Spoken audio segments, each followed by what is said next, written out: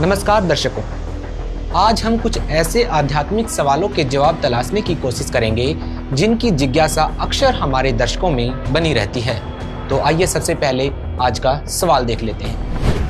सर्वधर्मान् परित्यज्य मामेकं शरणं व्रज अहं त्वा सर्वपापेभ्यो मोक्षयिष्यामि मा शुचः।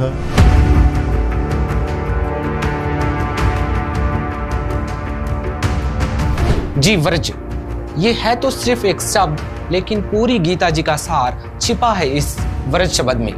और इसी व्रज शब्द को गीता जी के तमाम ज्ञाताओं ने व्रज शब्द को कैसे डिफाइन किया है, पहले ये जान लेते हैं।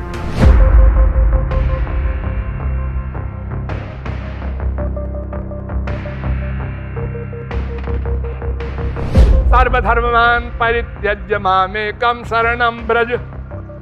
सब चीज तू जो धारण करता चाहता है, पाप पुण्य ये वो वेद शास्त्र सब फेंक और मेरी शरण में एकम मामेकम शरणं व्रज, हो गई भगवत प्राप्ति।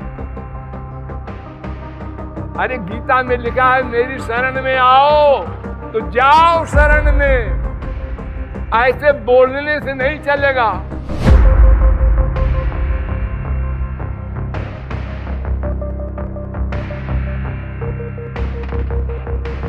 सर्वधर्मान् परित्यज्य मामेकं शरणं व्रज अहं त्वा सर्वपापेभ्यो मोक्षयिष्यामि मा शुचः। तू मेरी शरण में आ जा, मैं भगवान हूं, तू मेरी शरण में आ जाएगा, मैं तुझे मुक्त कर दूंगा।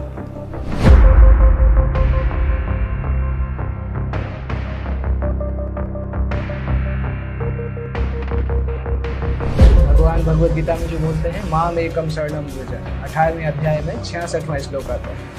तो बहुत लोग कंफ्यूज होते हैं कि व्रज का मीनिंग क्या होता है। व्रज का मीनिंग जैसे जो कमेंट में लिखा था कि व्रज का मतलब होता है गो, जाना, तो भगवान बोल रहे किसी दूसरे के शरण में जाओ, मतलब कृष्ण भगवान नहीं। तो बहुत अजीब कमेंट है, क्योंकि ये लॉजिकल भी नहीं है एक्चुअली। एक तरफ भगवान बोल रहे हैं माम एकम शरणम व्रज, तो अगर कोई बोल रहा है मेरे पास आओ, आओ बोलेगा, जाओ नहीं बोलेगा। कभी हमने नहीं सुना ऐसा मेरे पास जाओ, हिंदी ग्रामर के हिसाब से भी गलत। तो माम एकम शरणम व्रज, मेरी शरण में आओ। भागवत में भी दूसरे स्कंद में एक जगह पे आता है व्रजंति तच्चरण करुणा, तो वहाँ पे व्रज का मीनिंग जाना आता है, क्योंकि उनके चरणों में जाना। और यहाँ पे गीता में भगवान बोल रहे हैं माम एकम शरणम व्रज, मेरे चरण में।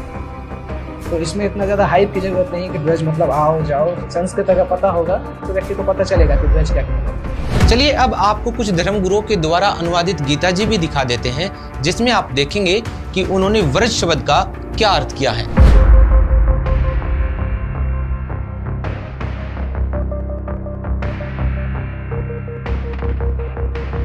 श्री सुधांशु जी आचार्य, श्रीमद् भगवत गीता, आचार्य सुधांशु जी महाराज,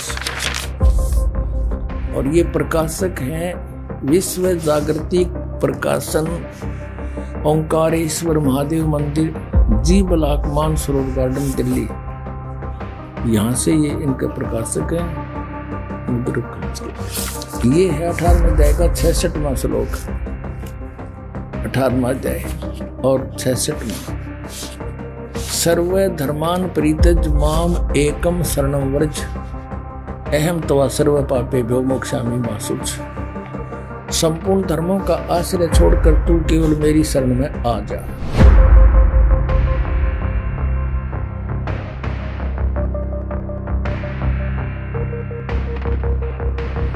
ये है श्री आसाराम जी के आश्रम से अनुवादित और प्रकाशित संत श्री आसाराम जी आश्रम, अहमदाबाद, ये यहाँ से छपी है। श्री योग वेदांत सेवा समिति, संत श्री आसाराम जी आश्रम, संत श्री आसाराम जी बापू आश्रम, मार्ग, अहमदाबाद। ये है 18वां अध्याय और 66वां श्लोक।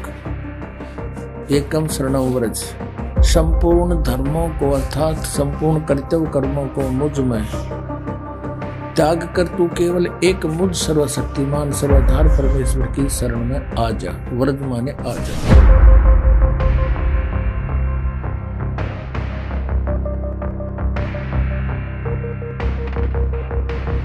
श्रीमद् भगवत गीता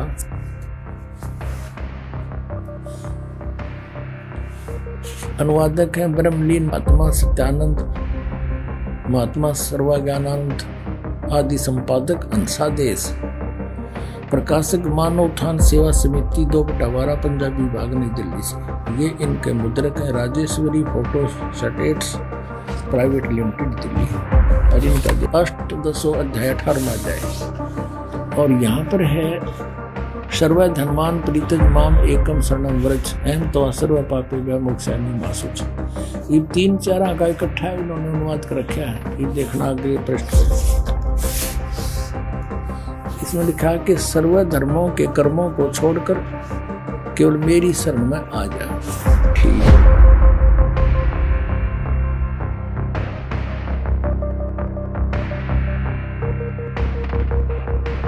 ये है साधक संजीवनी। ये किसके द्वारा है? श्री राम सुखदास। श्री राम सुखदास है इसके अनुवाद करता, जो बड़े महापुरुष माने जाते हैं। और देखना स्वामी राम सुखदास से उसके अनुवादक हैं। और कहाँ से छपी गीता प्रेस गोरखपुर, यहाँ से छपी है। अब इसके आते हैं उसी स्थान पर 18वें अध्याय का 66वां श्लोक यहाँ से है। क्या लिखा है? सर्व धर्मान परित्यज माम एकम शरणम व्रज अहम तवा सर्व पापेभ्यो मोक्षामि मा शुचः। यहाँ देखिए, संपूर्ण धर्मों का आश्रय छोड़कर तू केवल मेरी शरण में व्रज माने आ जा। वाह जी वाह।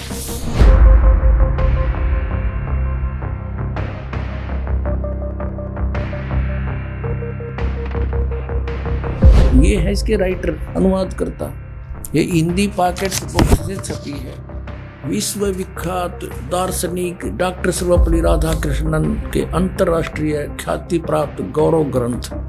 अब इस गौरव ग्रंथ में देखेंगे, ये देखो सर्व 66वां श्लोक 18 जाएगा। सर्व धर्मान परित्यज माम एकम शरणम व्रज। सब कर्तव्यों को छोड़कर तू केवल मेरी शरण में आ जा। ये देख लो।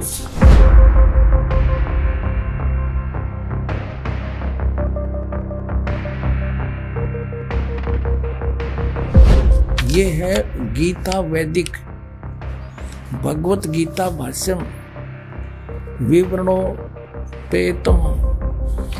भाष्यकार हैं श्री स्वामी आत्मानंद जी सरस्वती। प्रकाशक हरियाणा साहित्य संस्थान, गुरुकुल झज्जर, जिला झज्जर।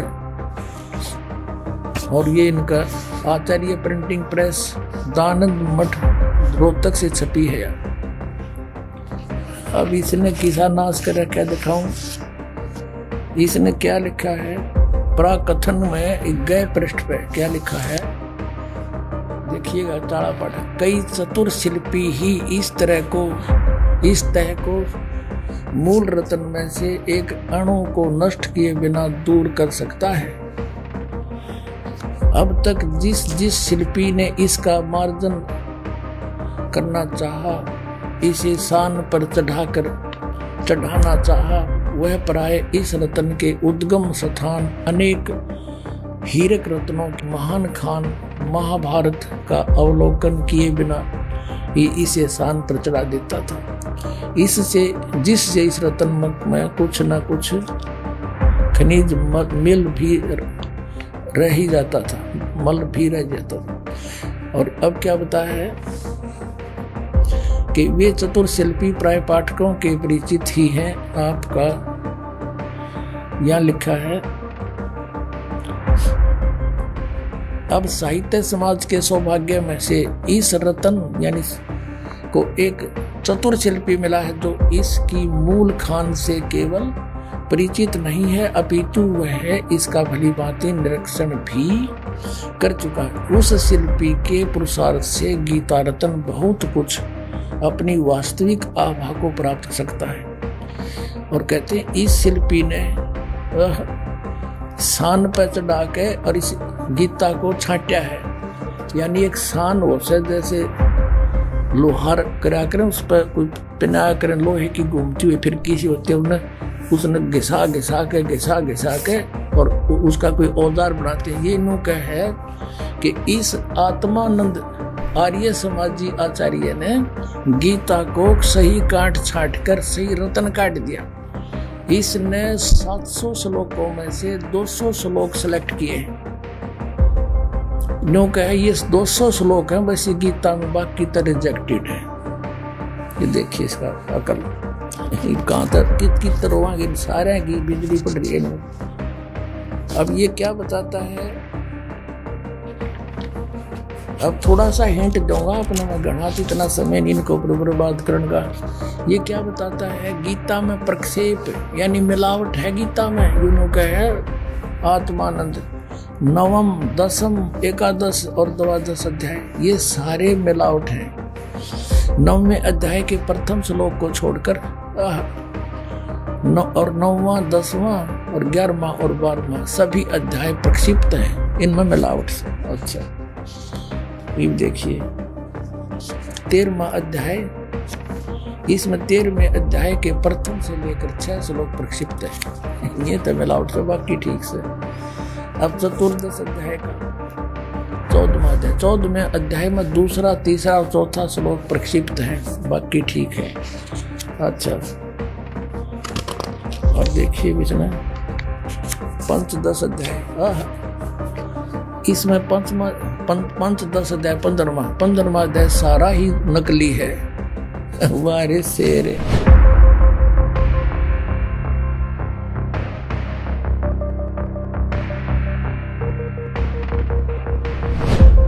ये है श्रीमद् भगवत गीता यथारूप। और कहां से छपी है, कृष्ण कृपा मूर्ति श्रीमद् AC भक्ति वेदांत स्वामी प्रभुपाद संस्थापक आचार्य अंतरराष्ट्रीय कृष्ण भगवान अमृत संघ, एस्कॉन वाले बोल रहे हैं, एस्कॉन वाले। और इन्होंने लिखा है कि विश्व में सबसे अधिक इस संस्था की पुस्तक बिकती है। यह देखना, ये आपको सुना दिया।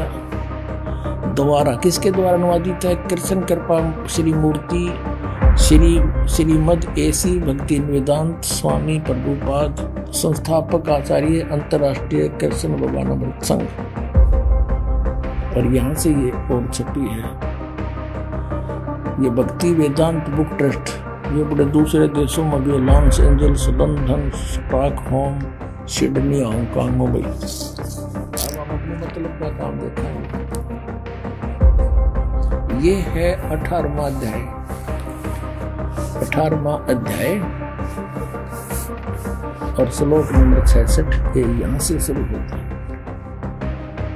सर्वधर्मान् परित्यज माम एकम शरणं व्रज अहम तवा सर्व पापेभ्यो मोक्षामि मा शुच। इसका अनुवाद किया है यहाँ पर, अधिक कमाल कर रखे इन्होंने। ये है शब्दों के अर्थ। सर्वधर्मान समस्त प्रकार के धर्म, परित्यज माने त्याग कर, परित्यज्य माने त्याग कर, माम माने मेरी, एकम माने एक मात्र, शरणम माने शरण में, व्रज माने जाओ। ठीक है, या तो बिल्कुल सही लिखा है, बुद्धिमता दिखाई, व्रज माने जाना। और मेरी शरण में जाओगा, अब अर्थ क्या है। अब यहाँ देखना, ये अनुवाद है इनका, समस्त प्रकार के धर्मों का परित्याग करो और मेरी शरण में आओ। अरे वाह शेरो, या तो जाना और यहाँ घुमाना। अब आपको हम एस्कॉन के प्रमुख प्रभुपाद जी द्वारा अनुवादित इंग्लिश वर्जन दिखाएंगे गीता जी का, जिसमें उन्होंने व्रज शब्द का क्या अर्थ किया है, ये देखिएगा।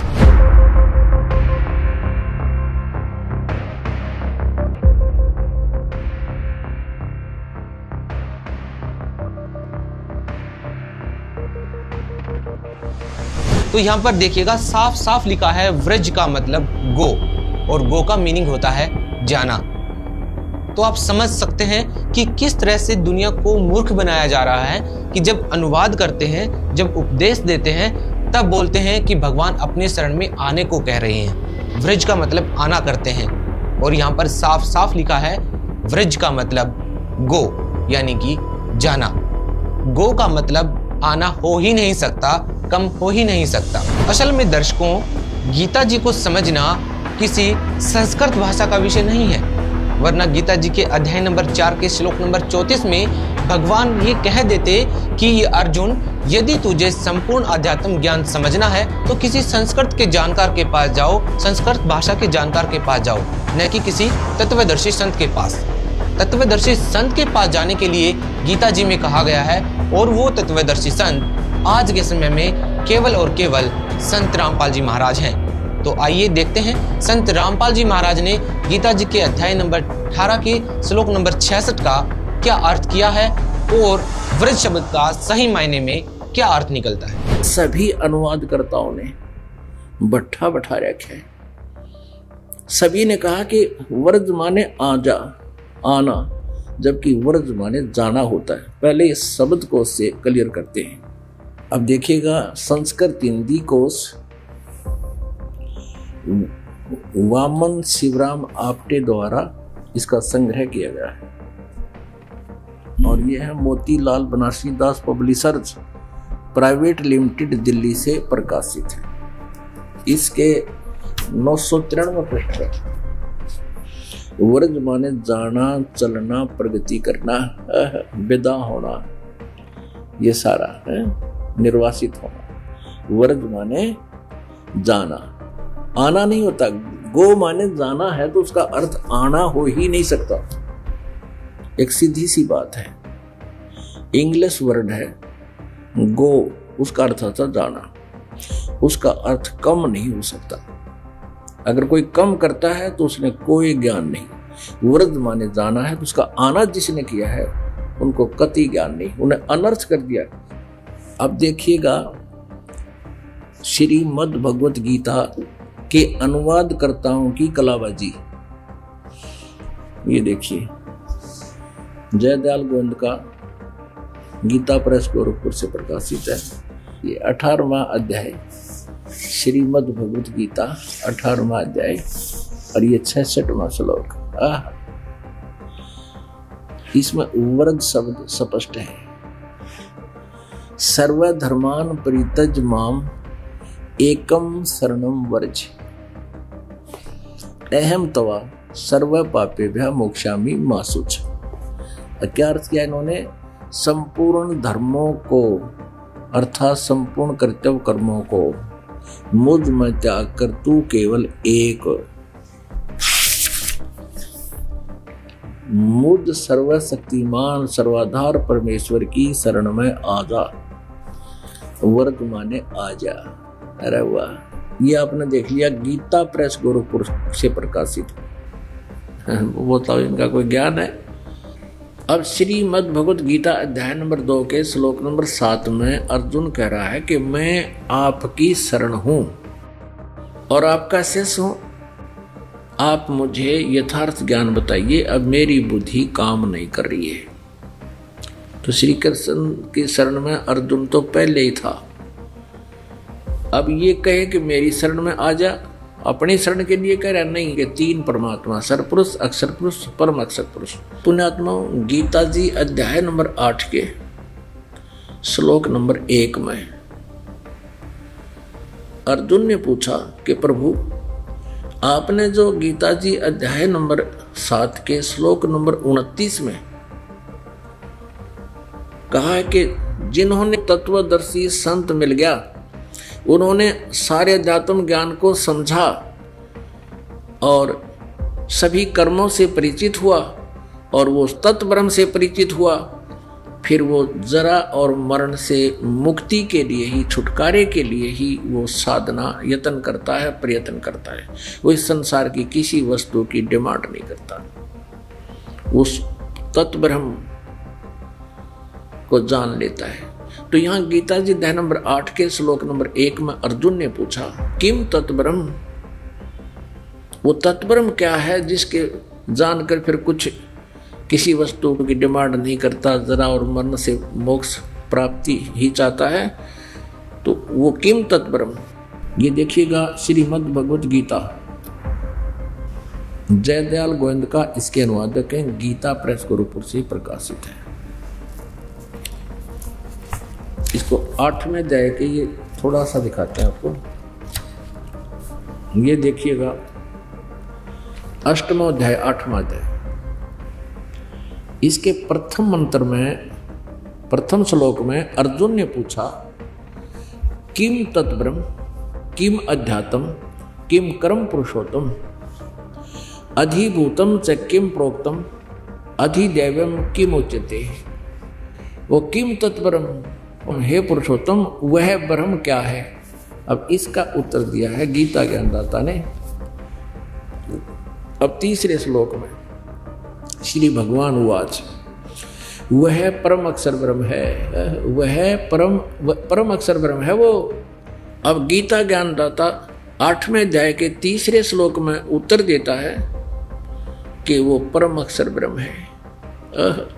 वो परम अक्षर ब्रह्म है, वो गीता ज्ञानदाता से अलग है। अब एक सरपुरुष, एक अक्षर पुरुष, एक परम अक्षर पुरुष, ये 3 प्रभु हैं। अब यहां गीता अध्याय नंबर 15 के श्लोक नंबर 1 से लेकर 4 तक क्या बताया है कि उस तत्वदर्शी संत की पहचान बताई है, जिसके विषय में गीता जी अध्याय नंबर 4 के श्लोक नंबर 34 में वर्णन है। यह स्पष्ट किया है कि ऊपर को जड़ वाला, नीचे को तीनों गुण रूपी शाखा वाला, ये उल्टा लटका हुआ संसार रूपी वृक्ष है। और जो संत इसके सभी विभाग बता देगा, पत्ते कौन है, जड़ कौन है, तना कौन है, और डार कौन है, शाखाएं कौन है, पत्ते क्या है, स वेदविद, वो वेद के तात्पर्य को जानने वाला है, अर्थात वो तत्वदर्शी संत है। इस संसार रूपी वृक्ष को आप देखिएगा, चित्र आसानी से समझ में आएगा। फिर ये संसार रूपी उल्टा लटका हुआ वृक्ष समझो। परमेश्वर ने स्वयं बताया कि अक्षर पुरुष एक पेड़ है और सरपुरुष इसका एक डार समझो, ये काल समझो, काल ब्रह्म समझो, इसको कुछ भी कहो, ये इसके इसी के पर्यायवाची नाम है। सरब्रह्म, सरब्रह्म अर्थात सरपुरुष, काल ब्रह्म, इसको ब्रह्म सरपुरुष भी कहते हैं, सरपुरुष। ये तो डार समझो इस संसार रूपी वृक्ष की। और तीनों देवा, रजगुण ब्रह्मा जी, सतगुण विष्णु जी, तमगुण शिव जी, ये तो शाखाएं हैं और हम यहाँ पात रूप संसार। अब इस आशय को समझने के लिए अब ये गुप्त कौन है, ये जड़ कौन है, ये परम अक्षर ब्रह्म है। परम अक्षर पुरुष कहो, परम अक्षर ब्रह्म कहो, या पूर्ण ब्रह्म या परमेश्वर कहो, परम अक्षर ब्रह्म कहो। ये गीता जी अध्याय नंबर 15 के श्लोक नंबर 16 और 17 में ये कंसेप्ट बिल्कुल क्लियर है। 3 भगवान हैं, एक तो परम अक्षर ब्रह्म यानी परम अक्षर पुरुष कहो, परम अक्षर ब्रह्म कहो। ये तो जड़ है पूरे संसार रूपी वृक्ष की, यहीं से सबको उत्पत्ति होती है और यहीं से सबको आहार मिलता है, सबका धारण पोषण यही करता है। फिर तना जो जमीन से बाहर दिखता है उसको अक्षर पुरुष पर ब्रह्म भी कहते हैं, अक्षर पुरुष भी कहते हैं। और उसके फिर एक डार है, वो सरपुरुष है, ये ब्रह्म है जो गीता बोल रहा है। और तीनों देवा, रजगुण ब्रह्मा, सतगुण विष्णु, तमगुण शिव जी, ये शाखा हैं और हम पात रूप संसार। तो 8वें अध्याय के प्रथम मंत्र में अर्जुन ने पूछा किम तत्परम, उसका उत्तर दिया तीसरे श्लोक में गीता ज्ञानदाता ने कि वो परम अक्षर ब्रह्म है, वो जड़ रूपी भगवान है, उसी की पूजा करने से कभी जन्म मृत्यु नहीं होगा। अब गीता जी अध्याय नंबर 8 के श्लोक नंबर 5 और 7 में गीता ज्ञानदाता कहता है अपनी साधना, कि मेरी साधना कर, मेरी भक्ति कर, मुझे ही प्राप्त होगा। तो युद्ध भी कर और मेरी शरण में रहना है तो मेरा ओम नाम है और मेरी भक्ति कर। अब यहाँ फिर आइए 5वें में गीता ज्ञानदाता कहता है जो पुरुष अंत काल में भी मुझको ही स्मरण करता हुआ शरीर को त्याग कर जाता है, मद भावम यानी मेरे भाव में भावित रहकर मेरे भाव को ही प्राप्त रहता है, मेरे साक्षात स्वरूप को प्राप्त होता है। ये नहीं, मद भावम मेरे भाव में भावित रहता है, उसको प्राप्त रहता है, इसमें संशय नहीं है। और 6 में ये कहा है 8वें अध्याय के में कि ये नियम है, जो अंत समय में जिसमें भावित रहता है उसी को प्राप्त होता है। अब 6, हे कुंती पुत्र, यह मनुष्य अंत काल में जिस भी भाव को समन करता हुआ शरीर का त्याग करता है उसको ही प्राप्त होता है। सदा तद्भाव भावती, उसी भाव से भावित रहता है। ये भाव माने उसी भाव में भावित रहता है, उसी में लगन रहती है। अब मेरी भक्ति करेगा तो मेरे में रहेगा तो मुझे ही प्राप्त होगा, उसकी भक्ति करेगा तो उसको प्राप्त होगा। अब यहाँ 7वें में फिर कहता अपने विषय में, गीता ज्ञान रहता 8वें अध्याय के 7वें श्लोक में, इसलिए अर्जुन तू सब समय में निरंतर मेरा स्मरण कर और युद्ध भी कर। कि यहाँ शांति नहीं, लठ बजाना पड़ेगा, मेरे सब शरण में रहेगा तो। और मुझ में अर्पण किए हुए मन बुद्धि युक्त होकर निसंदेह मुझको ही प्राप्त होगा। फिर गीता जी अध्याय नंबर 8 के श्लोक नंबर 8, 9, 10 में उस परम अक्षर ब्रह्म की साधना के विषय में बताया है कि उसकी साधना करनी है। वो परम अक्षर ब्रह्म है, दिव्य पुरुष है। उसकी साधना करने वाला प्राणी उस परमेश्वर के पास चला जाता है। साधना है। अब देखिए अध्याय नंबर 8 का, अब श्लोक नंबर 8, 9, 10, 7 तो आपने पढ़ लिया, अब 8वां अभ्यास योग युक्तेन चेतसा न अन्यगामिना परमम पुरुषम दिव्यम याति पार्थ अनुचिंतन। इसका अनुवाद यहाँ देखेंगे। हे पार्थ, यह नियम है परमेश्वर के उस सच्चिदानंद घन ब्रह्म के, जो उत्तम परम अक्षर ब्रह्म के ध्यान के अभ्यास रूप योग से युक्त, ध्यान नहीं है ये, अभ्यास योग युक्तेन, जो नाम जाप दिया जाएगा वो 3 मंत्र का, उसके अभ्यास योग माने साधना के बल से दूसरे युक्त से युक्त उसमें लगा हुआ, दूसरी ओर न अन्यगामिना, यानी और किसी भी देवता की भक्ति नहीं करे, किसी में मन नहीं जावे, दूसरी ओर न जाने वाले चित्त से, अनन्य मन से निरंतर चिंतन करता हुआ परम दिव्यम पुरुषम याति, उस सच्चिदानंद घन ब्रह्म को प्राप्त होता है, उस परम अक्षर ब्रह्म को प्राप्त होता है। परम प्रकाश रूप दिव्य पुरुष को अर्थात परमेश्वर को ही प्राप्त होता है। ये गीता ज्ञान दाता से अन्य है। 8वें अध्याय का 9वां श्लोक है। ये जो कवियम माने सर्वज्ञ है, इन्होंने सर्वज्ञ कर दिया। यहाँ लिखना था जो कबीर देव है, तो यहाँ ज़्यादा कंसेप्ट यहाँ क्लियर नहीं कर पाएंगे, बाद में बताएंगे। अब यही लेते हैं, जो सर्वज्ञ अनादि सबके नियंता, यानी कुल का मालिक, तीनों लोकों में प्रवेश करके सबका धारण पोषण करता है। गीता जी अध्याय नंबर 15 के श्लोक नंबर 17 में उसके विषय में जानकारी है। उत्तम पुरुष तु अन्य, उसके विषय में कह रहे हैं, जो कवियम अनादि यानी सर्वज्ञ अनादि सबके नियंत्रता और सूक्ष्म से अति सूक्ष्म सबका धारण पोषण करने वाले है। अचिंत रूप स्वरूप आदित्य वर्णम, सूर्य की तरह साकार यानी प्रकाश में, सूर्य की सदृश बताया है तो वो साकार है, लेकिन है तेजों में। एक रोमकूप में करोड़ सूर्य मिला दे, करोड़ चंद्रमा सतपुरुष के सतलोक में, ऐसी उसकी तेज है। और वो ये निराकार बतावे।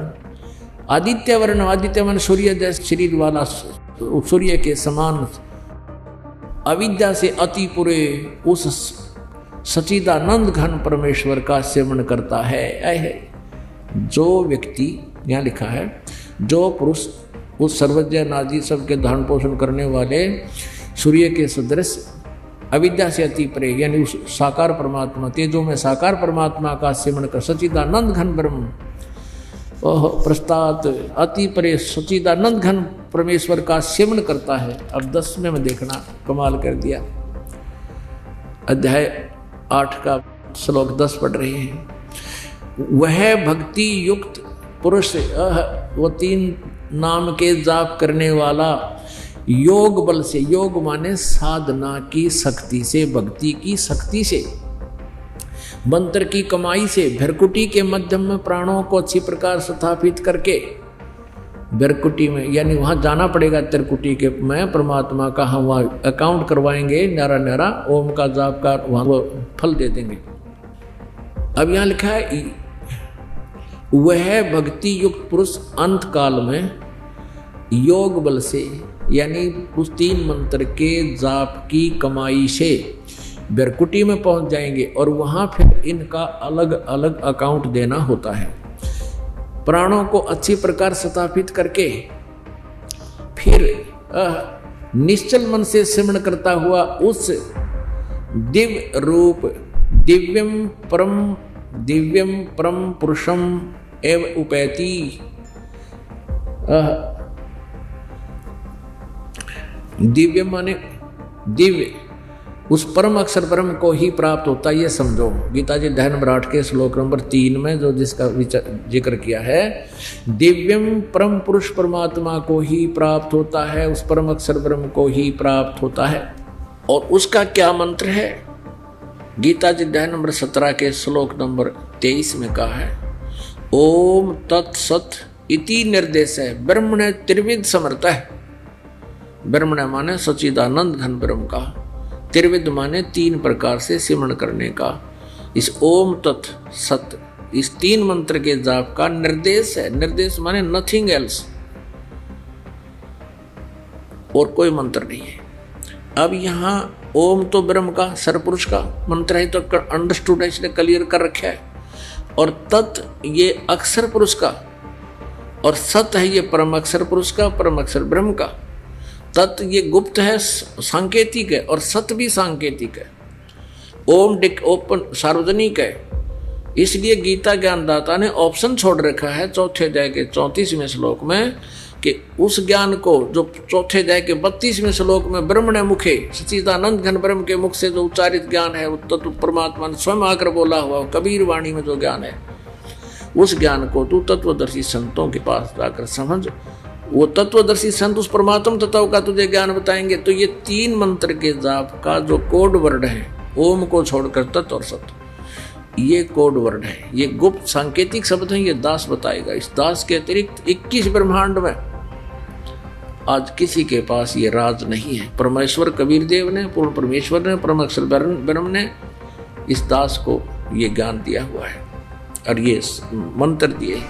दोस्तों, असल में आज तक हर एक धर्मगुरु ने व्रज शब्द का मतलब आना ही बताया है, क्योंकि किसी भी धर्मगुरु को पूर्ण परमात्मा की जानकारी नहीं थी। उनको ये मालूम ही नहीं था कि व्रज शब्द का मतलब अगर जाना करेंगे तो किस परमात्मा की शरण में जाने के लिए कहा गया है। ये जानकारी केवल और केवल संत रामपाल जी महाराज को थी, और संत रामपाल जी महाराज ने ही बताया है कि गीता जी के अध्याय नंबर 18 के श्लोक नंबर 66 में किस परमात्मा की शरण में जाने के लिए कहा गया है। क्योंकि तमाम धर्मगुरुओं के लिए भगवान सिर्फ कृष्ण जी ही हैं। कृष्ण जी से ऊपर वो किसी को भगवान मानते ही नहीं है, इसलिए उन्होंने व्रज शब्द का मतलब आना किया है। ये मालूम होते हुए भी कि व्रज का मतलब जाना होता है, उसके बाद भी व्रज शब्द का मतलब आना करना, ये अपने आप में ये सवाल उठाता है कि किसी भी धर्मगुरु को पूर्ण परमात्मा की जानकारी नहीं थी कि किस परमात्मा की शरण में जाने के लिए कहा गया है। धन्यवाद।